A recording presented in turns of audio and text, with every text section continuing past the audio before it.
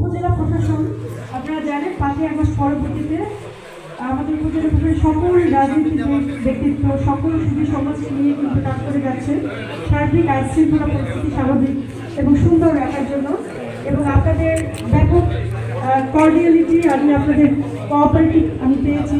আমি সম্প্রতি এসেছি এখানে আসার পরে আমি আপনাদের সাথে অনেকের সাথে আমার কথা হয়েছে। আমার মনে হয়েছে যে খুবই ভালো এবং কর্ডিয়াল মানুষজন আপনার এখানে আছে, তারা আমাকে যোগ করেছে বিভিন্নভাবে।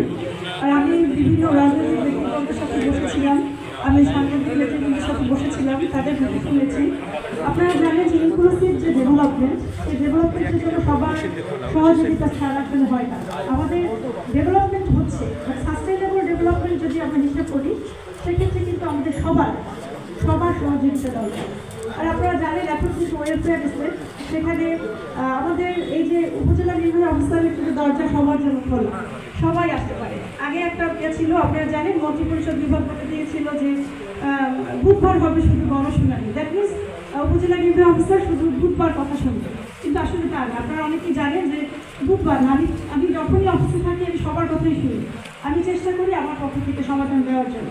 তো আমি এখানে আসলে আমি বলবো যে আপনারা যারা এখানে আছেন সবারই আলটিমেট টার্গেট হচ্ছে জনগণের কল্যাণে কাজ করা, গণতান্ত্রিক অধিকার রক্ষায় কাজ করা। আর আমরা যারা প্রশাসনে আছি আমাদেরও কিন্তু আলটিমেট মোটো হচ্ছে একই, to serve the people with some rules and regulations নিয়ে আমাকে কাজ করতে হয়। তো সেক্ষেত্রে অনেক কিছু আছে যেটা আমি পারি না, আমার রুলসে না থাকলে আমি সেটা করতে পারি না। আশা করবো যে আপনাদের সাথে বসে আমি সম্মিলিতভাবে সব প্রোগ্রামগুলো আমি করবো, ডেভেলপমেন্ট প্রজেক্টগুলো আমি আপনাদের পাশে পাবো।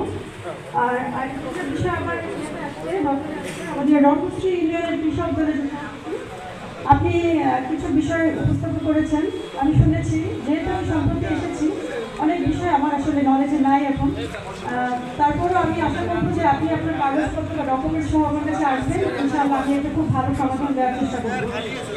আর দক্ষিণ সার্ভিসের মাটি কাটা নিয়ে একটা অভিযোগ আসছে, আমার কাছে মনে হয়েছে যে এই অভিযোগগুলো এটা একটা সামাজিক সমস্যা হয়ে গেছে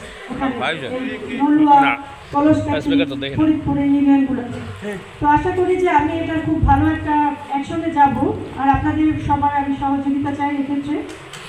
তো আমি কথা বাড়াবো না, অনেক বেলা হয়ে গেছে, আপনাদের সবার সাথে আমার দেখা হবে, কথা হবে।